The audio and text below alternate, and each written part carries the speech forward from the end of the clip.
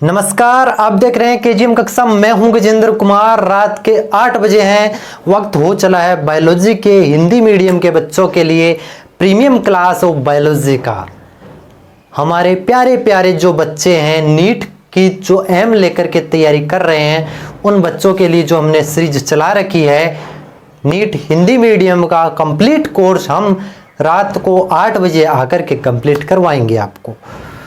तो दोस्तों, last class में हमने कहाँ तक पहुँचे थे? हम लास्ट क्लास में हमने पेनिस या शिश्न के बारे में बहुत बेहतरीन तरीके से मैंने आपको समझाया था। इस तरीके से समझाया था कि मेरे को लगता नहीं है आप ढूंढ लेना वैसी क्लास इतनी इंफॉर्मेटिव, इतनी डेप्थ में किसी ने बता रखी होगी हिंदी मीडियम में। इंग्लिश मीडियम में हो सकता है यूट्यूब पे, लेकिन हिंदी मीडियम में मैंने खुद ने सर्च की थी, मेरे को नहीं मिली थी यार। आपको कहाँ से मिलेगी? इस कमी को देखते हुए तो मैंने आप सबके लिए ये चीज़ें करना स्टार्ट किया है। मेहनत लगती है बहुत, घंटे घंटे तैयार करते हैं कंटेंट। हालांकि कई हमारी तैयारी की हुई है, मेरी बायोलॉजी सबसे स्ट्रॉन्ग थी। कई सालों तक मैंने नीट का ड्रॉप किया। अब आप कभी कभार कहते हो कि सर आप अपना इंट्रोडक्शन नहीं देते हो कि आप क्या किए हो, ऐसे कैसे हम आप पर भरोसा कर ले। दोस्तों, आज मुझे जब कमी महसूस हो रही इस चीज़ को बताने की, तो ठीक है, कोई दिक्कत नहीं, मैं बता देता हूँ। मैं बिल्कुल डफर क्लास का बच्चा हूँ। 33% मेरे 10वीं बारे में आए हुए हैं और मैं आपको पढ़ा रहा हूँ। कैसा लग रहा है? कोई ना, मैंने नीट की तैयारी की है, 4 साल ड्रॉप किया मैंने अपना, 4 ईयर नीट ड्रॉपर हूँ। MBBS नहीं मिला और सब मिल गया, आयुर्वेद मिल गया, ICR मिल गया, और फाइनली मेरा किसी गवर्नमेंट जॉब, राजस्थान में गवर्नमेंट जॉब होती है हमारी, school practical teacher lab assistant, उसमें सिलेक्शन हो गया। तो मैं अभी उसमें वर्क कर रहा हूँ। गवर्नमेंट स्कूल में मेरी ड्यूटी लगती है, इसलिए मैं सुबह जो स्कूल टाइम होता है उसमें तो मैं अवेलेबल रह नहीं सकता, ठीक है ना। वहाँ पे स्कूल में काम करना पड़ता है, स्कूल में क्लासेज होती है। तो मैं एक गवर्नमेंट एम्प्लॉय हूँ, स्कूल में गवर्नमेंट टीचर हूँ, और पिछले 3 से 4 साल से मैं ये पढ़ा भी रहा हूँ। ऑफलाइन टीचिंग करवाई है मैंने, कई नामी इंस्टीट्यूट में भी मैंने ज्वाइन किया था और छोटे इंस्टीट्यूट में भी ज्वाइन किया है मैंने, कई बच्चों को पढ़ाया है। तो मैं हर तबके के बच्चों से मिला हुआ हूँ। मेरी बायोलॉजी हमेशा से स्ट्रांग हुआ करती थी। बायोलॉजी को मैंने बिल्कुल, आप भी जैसे आपके कई बार मैं NTE के पेपर सोल्व कर लेता हूँ। आपका जो NTE का पेपर है ना, वो किसी भी चैप्टर का जब मेरे पास फ्री टाइम होता है तो मैं उस NTE के जो मॉडल पेपर है, अगर आपको टाइम मिलता है, वो इंग्लिश में आते हैं पेपर, अगर आप इंग्लिश में कर सकते हो तो नेशनल टेस्टिंग अभ्यास से नाम से कोई ऐप है, उस ऐप पे जाकर के आप अपना रजिस्टर करके आप वहाँ से अपने टेस्ट पेपर दे सकते हो। उसमें चैप्टर वाइज क्वेश्चन दे रखे होते हैं। तो कई बार मन करता है, फ्री टाइम बैठे रहते हैं स्कूल में, तो चालू हो जाता हूँ मैं, अपना टेस्ट देने लगता हूँ, और मेरे हमेशा 90% से ऊपर ही आते हैं। 1 या 2 क्वेश्चन है जो मेरे कई बार गलत हो जाते हैं, तो 90 से 100 के बीच में मेरा स्कोर रहता है NTA के पेपर में, जो कि इंग्लिश मीडियम में होते हैं, ठीक है। अगर आपको विश्वास नहीं हो तो मैं स्क्रीनशॉट लेके दिखा दूंगा, है, लेकिन इतना तो विश्वास रहता है अपने गुरु पे। लेकिन इतनी जरूर कह सकता हूं कि जो मैं पढ़ा रहा हूं, मैं कोई भी गलत इंफॉर्मेशन आपको नहीं दूंगा। मेरे को सब कुछ नहीं आता है, मैं सर्वज्ञानी नहीं हूं, लेकिन जो मैं आपके सामने लेके आ रहा हूं उसको मैं पूरे विश्वास के साथ में कह सकता हूं कि ये सही कंटेंट है, क्योंकि इससे पहले मैंने कई जगह इस चीज को कंफर्म करता हूं कि हाँ यार, कोई भी कंट्रोवर्सी अगर मेरे को लगती है उसको कई जगह, कई सीनियर टीचर से, कई बड़ी बड़ी बुक्स में से, या फिर किसी भी जगह से, कई सोर्सेज से मैं लेकर के आता हूं कि इसका राइट आंसर क्या होगा। तो मेरा ये वादा है आपसे कि मैं आपका एक भी सवाल गलत नहीं होने दूंगा। NCERT को घोल के पी रखी है मैंने, ठीक है। मेरी ऑक्सीजन लेवल NCERT मेंटेन करती है। समझ में आ रही बात? तो अब आगे स्टार्ट करते हैं, हम अपना लेक्चर स्टार्ट करते हैं। अब आज बात करेंगे हम, लास्ट क्लास में मैंने पेनिस के बारे में बता दिया था आपको। अब मैं बात कर रहा हूं शुक्रजनन नलिकाओं के बारे में, सेमेनिफरस ट्यूब्यूल्स के बारे में। आपको बता दूं मैं, ये कहां पर मिलती है बेटा, कहां पर मिलती है ये? वृषण की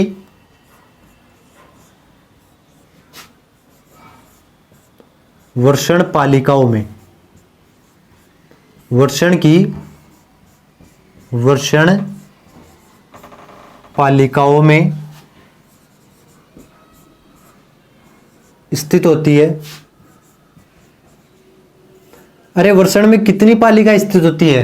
एक वृषण में हमने बताया था 250 पालिकाएं स्थित होती है, और एक वृषण पालिका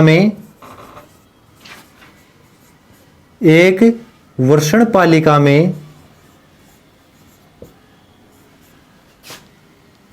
कितनी शुक्रजनन नलिकाएं होती है? 1 से 3। कितनी? 1 से 3 शुक्रजनन नलिका होती है।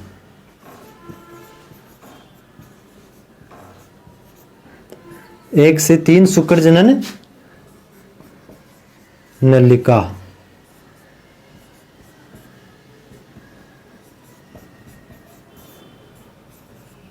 ठीक है बेटा।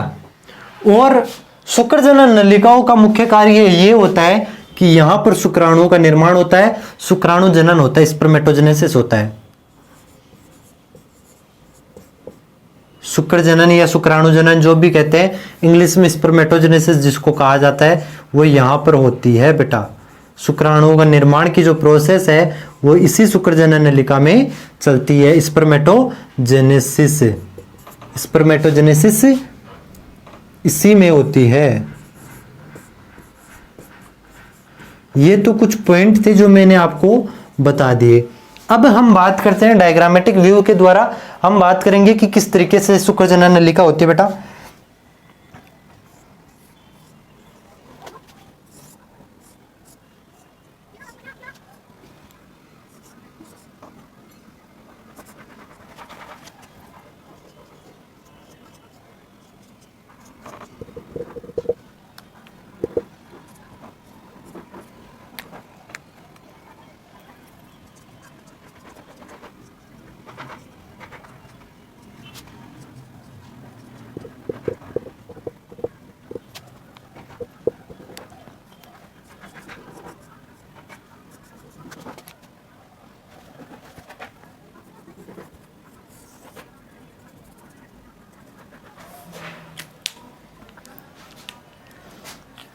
देखो बेटा, इस तरीके से एक हमने शुक्रजनन नलिका का डायग्राम बनाने की कोशिश कर रहे हैं। शुक्रजनन नलिका जो है उसका हमने टीएस काटा है। क्या काटा है बेटा? ये है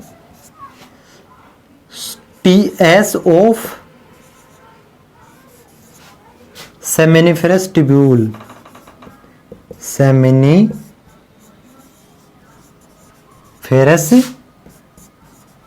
ट्यूब्यूल। ठीक है बेटा। अब मैं बात कर रहा हूं क्या है ये। इस सेमिनिफेरस ट्यूब्यूल में जिस तरीके से एक शुक्रजनन नलिका ये होगी, ये इधर शुक्रजनन नलिका है, ये इधर शुक्रजनन नलिका है, ये इधर शुक्रजनन नलिका है, ये इधर, मतलब इसका एरिया इधर जा रहा होगा, इसका इधर जा रहा होगा, इसका इधर जा रहा होगा, इस तरीके से है। एक बीच में हमने मान रखी कि एक कंप्लीट शुक्रजनन नलिका ये है। तो शुक्रजनन नलिका के पास में देखो बीच में लंबी लंबी ब्लू कलर से जो कोशिकाएं दिख रही है, इनको कहा जाता है मेरे लाल, इन कोशिकाओं को कहा जाता है क्या? इनको कहा जाता है सर्टोली कोशिका। कौन सी कोशिका? सर्टोली कोशिका।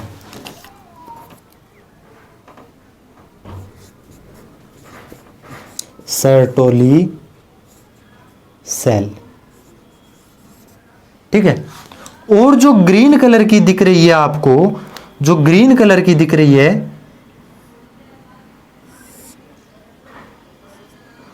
ये हो सकती है, या जो ये वाली कोशिकाएं हैं इनको कहा जाता है नर जर्म कोशिका। नर जर्म कोशिका। और ये दोनों क्या है? जननिक उपकला की कोशिकाएं हैं। क्या है? जननिक उपकला की कोशिकाएं हैं। ये भी जननिक उपकला की कोशिका है, ये भी जननिक उपकला की कोशिका है। तो इसका मतलब जो शुक्र जनन नलिका है, उस शुक्र जनन नलिका में जो जननिक उपकला पाई जाती है, उसके जननिक उपकला में दो प्रकार की कोशिकाएं उपस्थित होती है। नर जर्म कोशिका जिनको कहा जाता है प्राइमोर्डियल जर्म सेल और सर्टोली सेल। ठीक है, अब ये कैसी होती है? देखो बेटा, ये कैसी होती है? घनाकार होती है। कैसी होती है ये? घनाकार। तो आपने पढ़ा होगा कि जो शुक्र जनन नलिकाओं में जननिक उपकला के अंदर दो प्रकार की उपकला कोशिका पाई जाती है। एक प्रकार की घनाकार कोशिकाएं होती है जिनको नरजन्म कोशिकाएं कहा जाता है, दूसरी स्तंभाकार कोशिका होती है। कौन होती है? स्तंभाकार कोशिका होती है। स्तंभाकार कोशिकाएं होती है जिनको कहा जाता है क्या?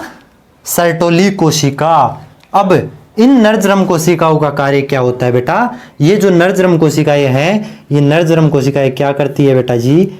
ये नरजन्म कोशिकाएं करती है FSH हार्मोन जो होता है एंड जो LH हार्मोन होता है, उस FSH और LH के प्रभाव में, FSH और LH के प्रभाव में क्या करती है? स्पर्मेटोजेनेसिस करती है।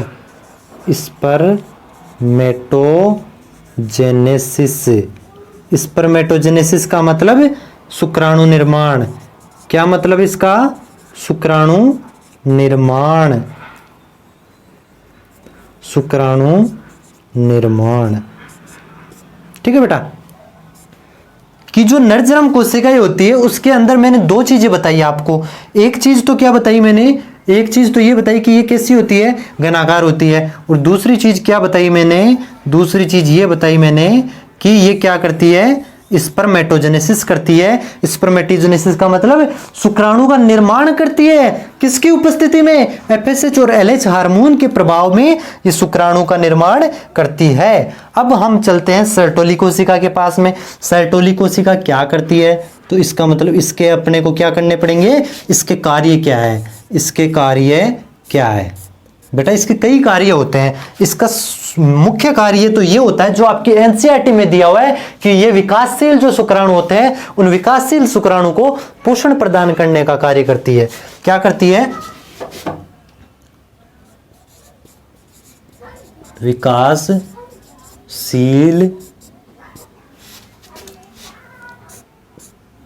शुक्राणु को पोषण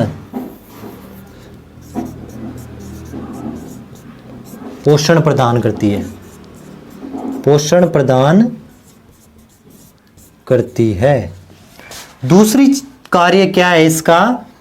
ये androgen binding protein ABP, androgen binding protein का स्रावण करती है। बाइंडिंग प्रोटीन का स्रावण करती है। तीसरा काम होता है इनका, एक बताया था मैंने शुरुआत में कि इस सर्टोली कोशिका के पास में एंटी मुलेरियन हार्मोन या MIS का स्राव करती है। ये पहले बता चुका हूं मैं। ये एंटी मुलेरियन हार्मोन या MIS का स्राव करती है। सुन के लिख लेना, ये एंटी मुलेरियन हार्मोन या मुलेरियन इनहिबिटरी सब्सटेंस का स्राव करती है। और ये ब्लड और टेस्टिस के बीच में बैरियर का निर्माण भी करती है। तो ब्लड टेस्टिस बैरियर भी काम करती है। ये ब्लड और टेस्टिस के मध्य बैरियर, मतलब उनको दोनों को आपस में मिलने नहीं देती है। ब्लड टेस्टिस बैरियर का कार्य भी करती है। अब देखो, ये तो इसके अंदर की बात कर ली मैंने।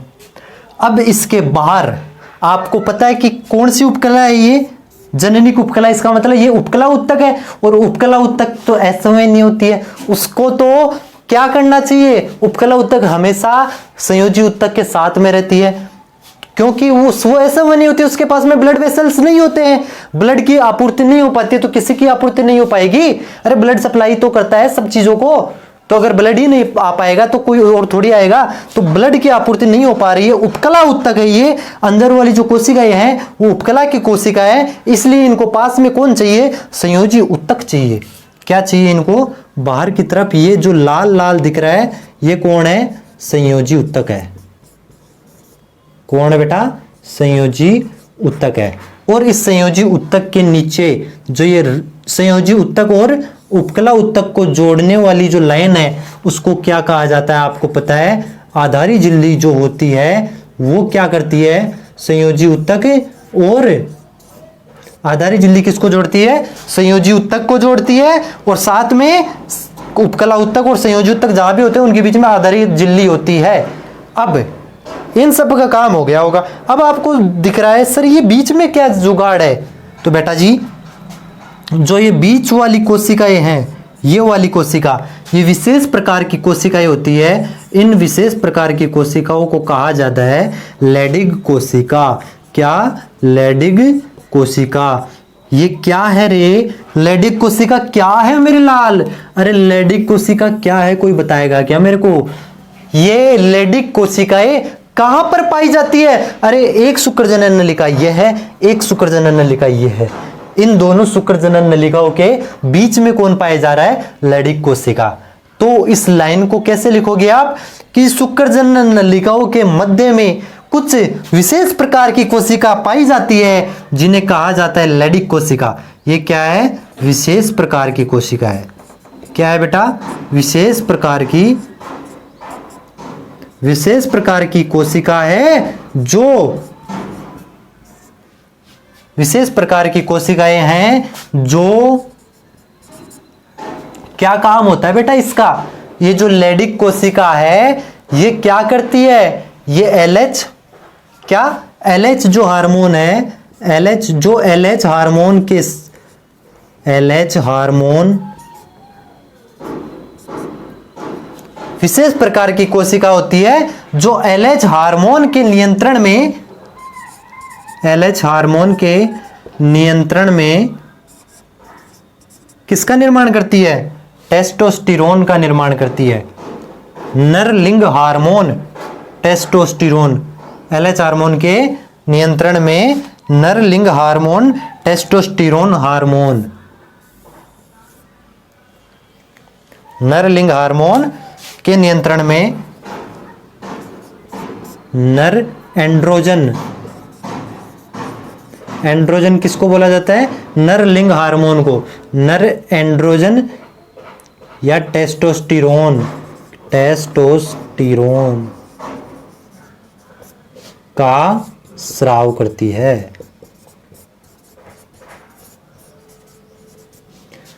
अरे समझ में आ रही है क्या बातें कुछ है। ये क्या है, ये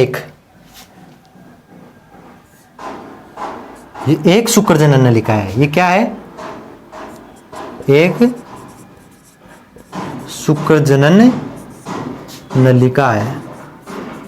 इस एक शुक्रजनन नलिका के अंदर क्या क्या होता है, अब आपको कैसे लिखना है बेटा, इसके बारे में ये लिखना है कि शुक्रजनन नलिका में, अब इसमें देखो अगर ये चीज आपकी क्लियर है ना तो फिर आपको याद करने की कुछ जरूरत नहीं है। आप बोर्ड के स्टूडेंट हो कोई दिक्कत नहीं है, आप नीट के स्टूडेंट हो कोई दिक्कत नहीं है।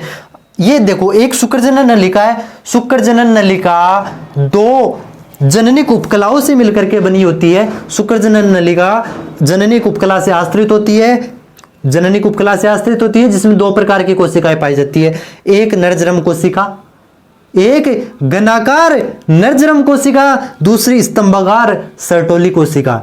घनाकार नरजरम कोशिकाएं होती है वो क्या काम करती है, FSH और LH के प्रभाव में स्पर्मेटोजेनेसिस या शुक्राणु का निर्माण करती है। मतलब शुक्राणु का निर्माण जो शुक्रजनन कोशिका के अंदर भी जो घनाकार कोशिकाएं हैं वो करेगी, और जो सर्टोली कोशिका है वो क्या करती है, उन शुक्राणुओं को पोषण प्रदान करेगी, पोषण प्रदान करती है। जो स्तंभाकार कोशिका है जिसको सर्टोली कोशिका कहा जाता है वो विकासशील शुक्राणु को पोषण प्रदान करती है तथा एंड्रोजन बाइंडिंग प्रोटीन का स्रावण करती है, एंटी मुलेरियन हार्मोन या मुलेरियन इनहिबिटरी सब्सटेंस का स्रावण करती है, और ब्लड टेस्टिस बैरियर का काम भी करती है। अरे बात क्लियर है क्या? अब ये चीजें लिखनी है आपको इसी तरीके से कि नरजरम कोशिका जननिक उपकला से आश्रित होती है, जो दो प्रकार की, जो शुक्र जनन नलिका है वो जननिक उपकला से आश्रित होती है, जो दो प्रकार की कोशिकाओं से मिलकर के बना होता है। पहली है नरजरम कोशिका जो घनाकार होती है, जिनका काम होता है एफएसएच और एलएच के प्रभाव में स्पर्मेटोजेनेसिस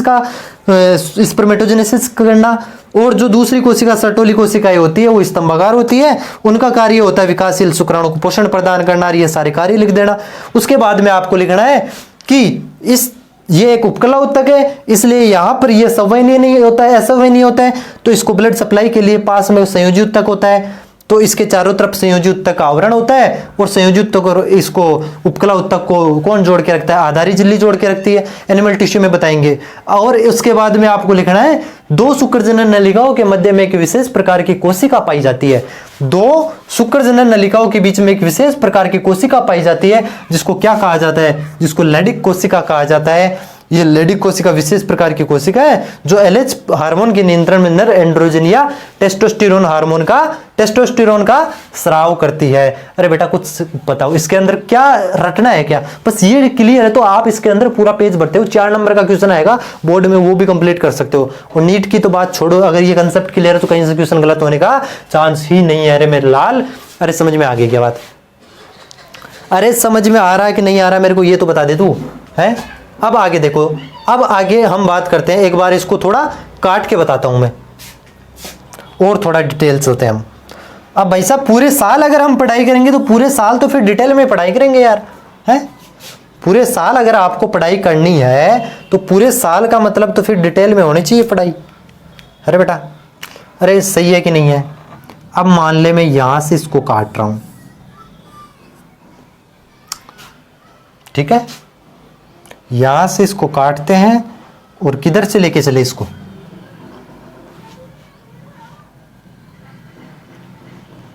इसको ले चलते हैं हम यहां से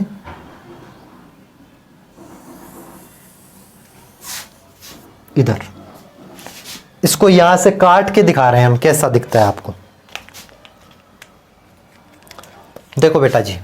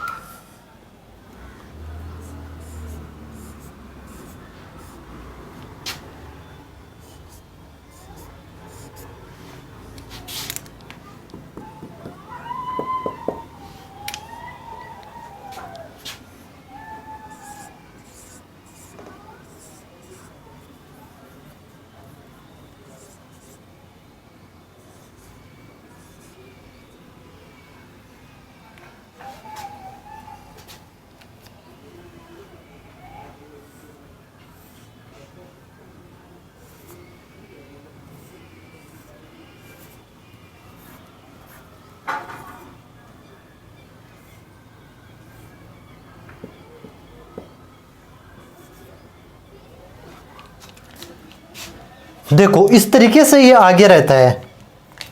ये कौन है? ये तो आपको पता है कौन है? नरजरम कोशिका है। नरजर्म कोशिका है। कौन है ये? नरजरम कोशिका है, ठीक है। और यहां पर ये कौन है?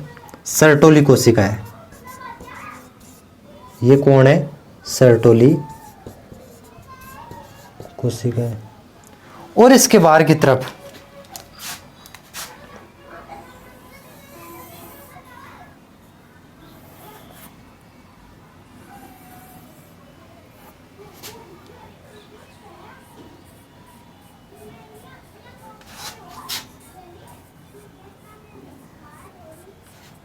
देखो, इसके बाहर की तरफ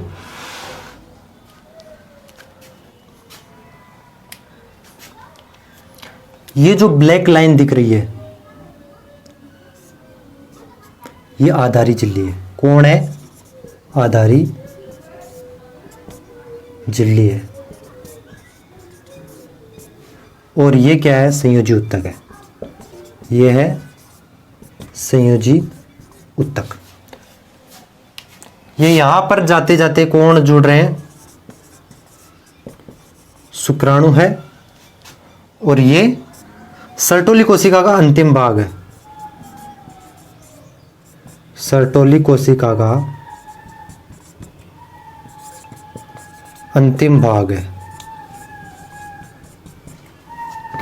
तो बेटा जी ये इस तरीके से दिखता है कि ये एक बड़ी सारी सर्टोली कोशिका है और उसके पास में नर जरम कोशिका ये होती है, घनाकार होती है, ये स्तंभाकार होती है। ये कैसी होती है बेटा, ये घनाकार होती है, दिख भी रही होगी आपको, घन के जैसी है। और ये कैसी होती है, ये स्तंभाकार होती है, स्तंभ के आकार की होती है, ठीक है। तो यहां पर ये बाहर की तरफ सबसे बाहरी परत संयोजी उत्तक की है, उसके बाद में आधारी झिल्ली से उपकला उत्तक को जोड़े रहती है संयोजी उत्तक। उसके बाद में जननिक उपकला आ जाती है जिसमें दोनों प्रकार की कोशिका है, नरजरम कोशिका घनाकार होती है वो है, और स्तंभाकार सर्टोली कोशिका है। अब जैसे जैसे यहां से नरजरम कोशिकाओं से शुक्राणु का निर्माण होगा, भाई यहीं से तो स्पर्मेटोजेनेसिस की प्रक्रिया होती है। हमने कहा कि यहां पर क्या होता है, नरजरम कोशिकाओं में एफएसएच और एलएच के प्रभाव में स्पर्मेटोजेनेसिस का कार्य होगा। स्पर्मेटोजेनेसिस का मतलब शुक्राणु का निर्माण होगा, शुक्राणु का निर्माण होगा तो यहां से धीरे धीरे शुक्राणु विकसित होते होते यहां तक पहुंच जाते हैं, और जब शुक्राणु बन जाते हैं तो शुक्राणु सर्टोली कोशिका के अंतिम भाग से जुड़े हुए रहते हैं, अंतिम भाग में धसे हुए रहते हैं। शुक्राणु सर्टोली कोशिका के अंतिम भाग में धसे हुए दिख रहे होंगे आपको, सर्टोली कोशिका के अंतिम भाग में ये धसे हुए रहते हैं। क्यों धसे हुए रहते हैं, ये यहां पर धस करके क्या कर रहे हैं, पोषण ले रहे हैं। सर्टोली कोशिका के अंतिम भाग में शुक्राणु धसे हुए रहते हैं जहां से पोषण प्रदान करती है सर्टोली कोशिका, मतलब सर्टोली कोशिका यहां से पोषण ले रहे हैं शुक्राणु। ये क्या करते हैं शुक्राणु, लिख लो यहां पे, शुक्राणु सर्टोली कोशिका के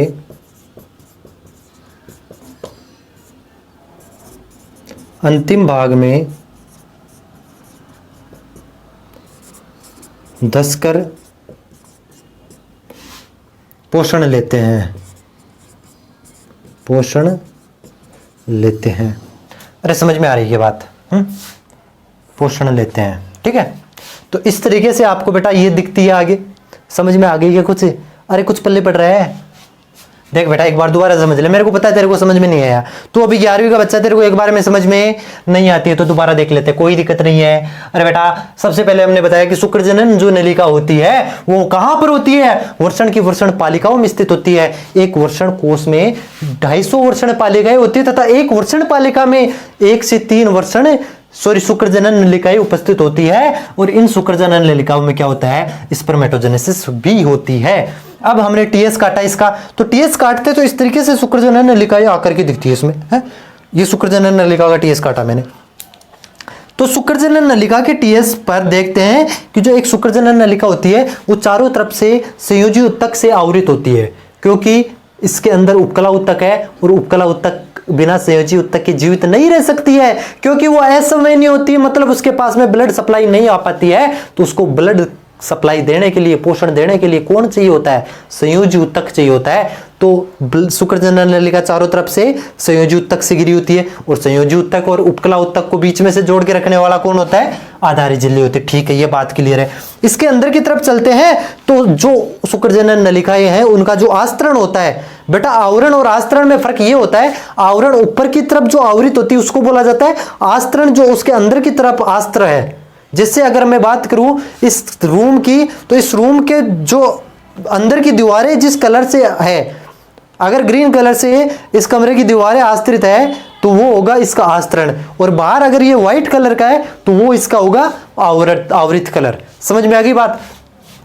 अब देखो इसके अंदर जो आस्तरण होता है वो किसका होता है, जननिक उपकला का होता है। जननिक उपकला की 2 प्रकार की कोशिकाएं पाई जाती है, एक घनाकार नरजरम कोशिकाएं पाई जाती है, घनाकार कोशिका जिनको क्या कहा, नरजरम कोशिका। इसका काम क्या था, एफएसएच और एलएच हार्मोन के प्रभाव में स्पर्मेटोजेनेसिस यानी शुक्राणु का निर्माण, जो यही क्रिया करेगी, ये कोशिका ही करेगी। उसके बाद में मैं कहूँ सर्टोली कोशिका जो कि स्तंभाकार होती है, वो स्तंभाकार कोशिकाएं क्या काम करती है, विकासशील शुक्राणु को पोषण प्रदान करेगी। अरे विकासशील शुक्राणु को पोषण प्रदान कर रही, देख उधर, विकासशील शुक्राणु को पोषण प्रदान करती है। एबीपी एंड्रोजन बाइंडिंग प्रोटीन का स्रावण करती है। एंटी मुलेरिन हार्मोन मुलेरिन इनहिबिटरी सब्सटेंस जो पहले बताया था फर्स्ट क्लास में, उसका स्राव होता है यहाँ से। ब्लड टेस्टिस बैरियर का काम करती है, मतलब ब्लड और टेस्टिस को रोक आपस में मिलने से रोकती है। ये समझ में आ रही बात।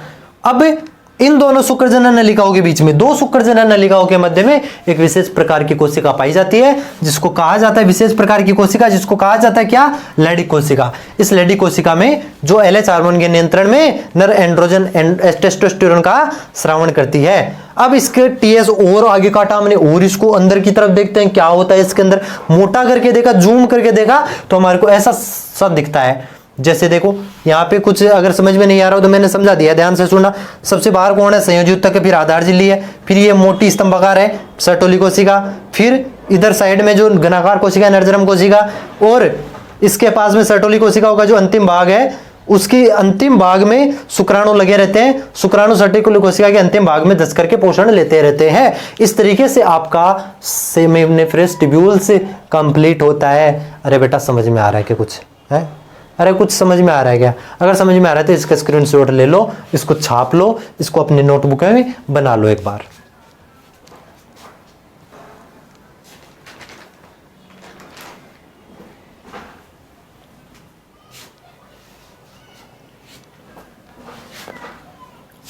बना लिया। अब बेटा इसका हार्मोनल कंट्रोल के बारे में अगर हम बात करें तो एक हार्मोनल कंट्रोल बच रहा है, तो हार्मोनल कंट्रोल को भी यहाँ पर कवर कर लेते हैं कि हार्मोनल कंट्रोल क्या होता है, किस तरीके से हार्मोन कंट्रोल होते हैं। फटाफट से मैं बता देता हूँ, वो बिल्कुल फटाफट से, बस थोड़ी सी देरी लगाएंगे हम। 10 मिनट का टॉपिक बच रहा है, 10 मिनट में कंप्लीट करके क्लास खत्म करते हैं, फिर आगे अगला लेक्चर आगे लेंगे। ठीक है बेटा।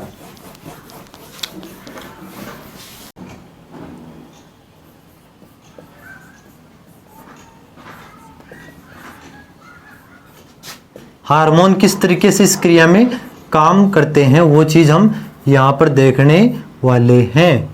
ठीक है बेटा जी, ध्यान से सुनना। हार्मोनल कंट्रोल किस तरीके से मैनेज होता है उस चीज को मैं बिल्कुल बेसिक से एक बार बता देता हूं। सबसे पहले देखो हाइपोथैलेमस है आपका, हाइपोथैलेमस है, उस हाइपोथैलेमस से कौन रिलीज होता है, GnRH, गोनेडोट्रोपिन रिलीजिंग हार्मोन। क्या, गोनेडोट्रोपिन रिलीजिंग हार्मोन।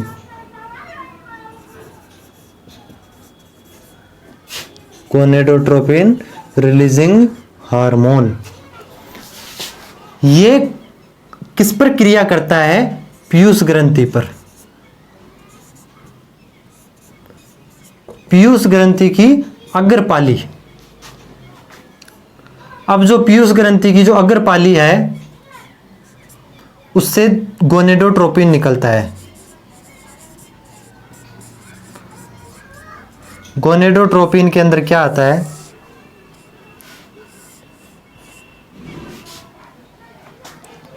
एक आता है FSH, एक आता है LH।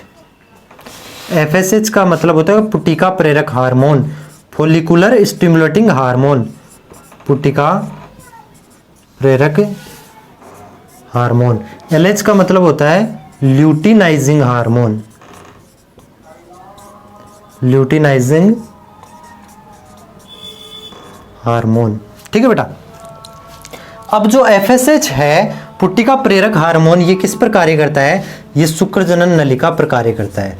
किस पर कार्य करता है, शुक्रजनन नलिका पर। एनसीईआरटी में साफ साफ लाइन लिखी हुई है, बहुत इंपॉर्टेंट है, ध्यान से समझना। नलिका पर कार्य करता है। और जो LH हार्मोन है ये किस पर कार्य करता है, ये लैडिक कोशिका पर कार्य करता है। किस पर कार्य करता है, लैडिक कोशिका, जो विशेष प्रकार की कोशिका थी ना उस पर कार्य करेगा, लैडिक कोशिका पर कार्य करता है। ठीक है बेटा जी। अब शुक्रजनन नलिका में तो आपको पता है 2 प्रकार की कोशिकाएं होती है। एक तो कौन सी होती है, सर्टोली होती है जो कि स्तंभाकार होती है, और एक कैसी होती है, घनाकार नरजन्म कोशिका होती है जिसको बोला जाता है प्राइमोर्डियल जर्म सेल या नरजन्म कोशिका। लिख लो आप, नरजन्म कोशिका। अब बेटा आपको पता है कि नरजन्म कोशिका क्या करती है, नरजन्म कोशिकाएं क्या करती है, स्पर्मेटोजेनेसिस। स्पर्मेटोजेनेसिस मतलब शुक्राणु का निर्माण करती है, ठीक है। और लेडिक कोशिका एलएच हार्मोन के नियंत्रण में, मैंने लिखाया था लेडिक कोशिका एलएच हार्मोन के नियंत्रण में किसका निर्माण करती है, टेस्टोस्टेरोन का निर्माण करती है, टेस्टोस्टेरोन का निर्माण करती है। तो ये टेस्टोस्टेरोन किस में हेल्प करेगा, ये टेस्टोस्टेरोन स्पर्मेटोजेनेसिस में हेल्प करता है। किस में हेल्प करता है बेटा, स्पर्मेटोजेनेसिस में हेल्प करता है। और इससे फिर निकलता है कौन, इनहिबिन, एक हार्मोन निकलता है इनहिबिन। जब कब निकलता है, देखो ध्यान से सुनना, हाइपोथैलेमस से गोनेडोट्रोपिन रिलीजिंग हार्मोन्स रिलीज होते हैं जो पीयूष ग्रंथि की अग्रपाली पर कार्य करते हैं, जिससे गोनेडोट्रोपिन रिलीज होता है। गोनेडोट्रोपिन 2 प्रकार के हार्मोन होते हैं और कुछ नहीं होता है, एफएसएच और एलएच, पुटिका प्रेरक हार्मोन या फोलिकुलर स्टिमुलेटिंग हार्मोन को एफएसएच हार्मोन कहा जाता है, और एलएच ल्यूटिनाइजिंग हार्मोन। इन दोनों को सम्मिलित रूप से गोनेडोट्रोपिन हार्मोन कहते हैं, ठीक है। एफएसएच शुक्रजनन नलिका पर कार्य करता है, किस पर कार्य करता है, शुक्रजनन नलिका पे। एलएच किस पे कार्य करता है, लेडिक कोशिका पे करता है। सीधा सवाल आता है एफएसएच किस पे कार्य करता है, शुक्रजनन नलिका पे। लेडिक कोशिका पे कौन कार्य करता है, एलएच। कई बार सवाल आया हुआ है, ये बहुत कॉमन क्वेश्चन है, ये बहुत इंपॉर्टेंट भी है। अब लेडिक कोशिका पर एलएच हार्मोन कार्य करेगा और टेस्टोस्टेरोन की सांद्रता को बढ़ाएगा, टेस्टोस्टेरोन का निर्माण को बढ़ाएगा। अब टेस्टोस्टेरोन क्या होगा, बढ़ेगा। और क्या करवाएगा, टेस्टोस्टेरोन बढ़ेगा तो स्पर्मेटोजेनेसिस करवाता है। आपको पता है शुक्राणु निर्माण की प्रक्रिया में भागीदार होता है ये। अब जब ये बढ़ेगा तो ये रिलीज होगा। जब ये बढ़ता है तो क्या होता है, जब स्पर्मेटोजेनेसिस यानी शुक्राणुओं का निर्माण बढ़ता है तो इनहिबिन रिलीज होता है। और इनहिबिन का काम क्या होता है बेटा जी, इनहिबिन का काम क्या होता है, ये कहेगा इसको कि अब रोक दे तू, नेगेटिव फीडबैक देगा। नेगेटिव फीडबैक का क्या मतलब है कि जैसे ही देखो टेस्टोस्टेरोन की सांद्रता बढ़ी, लेडी कोशिका पर एलएच हार्मोन ने काम करना शुरू किया, टेस्टोस्टेरोन की सांद्रता बढ़ती है, स्पर्मेटोजेनेसिस बढ़ता है। स्पर्मेटोजेनेसिस बढ़ेगा और बढ़ेगा तो इनहिबिन ये कहेगा सर्टोली कोशिका से कि अब तू इनहिबिन स्रावित कर। सर्टोली कोशिका इनहिबिन स्रावित करती है और इनहिबिन है ये पीयूष ग्रंथि के पास में जाएगा, क्योंकि ये इसका जानकार है, इसका रिश्तेदार है। पीयूष ग्रंथि का रिश्तेदार कौन है, इनहिबिन। इनहिबिन की बात मानता, बड़ा बुजुर्ग है इसका, है। तो जैसे ही सर्टोली कोशिका इनहिबिन स्रावित करती है, ये इसको कहेगा रोक दे भाई, रोक दे, धीरे कर अब काम। अब आप गोनेडोट्रोपिन रिलीज मत करो क्योंकि आगे बन चुके हैं। तो यहां पर जब ये नेगेटिव फीडबैक देगा तो पीयूष ग्रंथि क्या करेगी, गोनेडोट्रोपिन रिलीज कम करेगी, मतलब इसका श्रावण कम करेगी। अब उसी सिचुएशन में ये जो टेस्टोस्टेरोन है ये भी क्या करता है,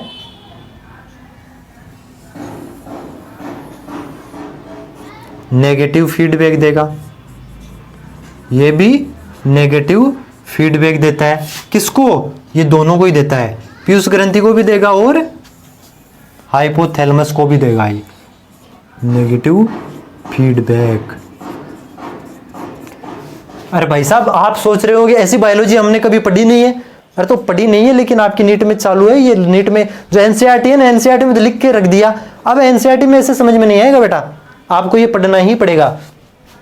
ये हार्मोनल कंट्रोल होता है, इस तरीके से कंट्रोल होता है। एक बार और समझ लो, हाइपोथैलेमस से गोनेडोट्रोपिन रिलीजिंग हार्मोन स्रावित होता है जो पीयूष ग्रंथि की अग्रपाली पे कार्य करता है। अग्रपाली से गोनेडोट्रोपिन रिलीज होता है। गोनेडोट्रोपिन किसको बोलते हैं, एफएसएच और एलएच को सम्मिलित रूप से गोनेडोट्रोपिन बोलते हैं। एफएसएच का मतलब होता है पुटिका प्रेरक हार्मोन, एलएच का मतलब हुआ ल्यूटिनाइजिंग हार्मोन। पुटिका प्रेरक हार्मोन शुक्रजनन नलिका सेमिनिफरस ट्यूब्यूल्स पर कार्य करता है और सेमिनिफरस ट्यूब्यूल्स में 2 प्रकार की कोशिकाएं होती है, सर्टोली कोशिका भी होती है, नरजन्म कोशिका भी होती है। ओके, दोनों पे कार्य करेगा। और जो एलएच हार्मोन है जो लेडी कोशिकाओं पर कार्य करता है, जो सर्टोली कोशिका के बीच में पाई जाती है। ठीक है बेटा, उसके बाद में ये टेस्टोस्टेरोन की सांद्रता बढ़ाती है, टेस्टोस्टेरोन निर्माण करेगी, तो टेस्टोस्टेरोन बढ़ेगा तो ये स्पर्मेटोजेनेसिस को बढ़ाएगा, स्पर्मेटोजेनेसिस बढ़ेगा तो इनिबिन को आएगा, इनिबिन स्रावित तो करेगा, ये नेगेटिव फीडबैक देगा, वो भी नेगेटिव फीडबैक देगा। अब देखो दोस्तों मौसम बहुत खराब हो रहा है, आंधी का मौसम हो रहा है बिल्कुल। अब आगे की बातें हम अगली क्लास में करते हैं। ओके, तब तक के लिए बाय बाय, टाटा। ये छाप लो एक बार।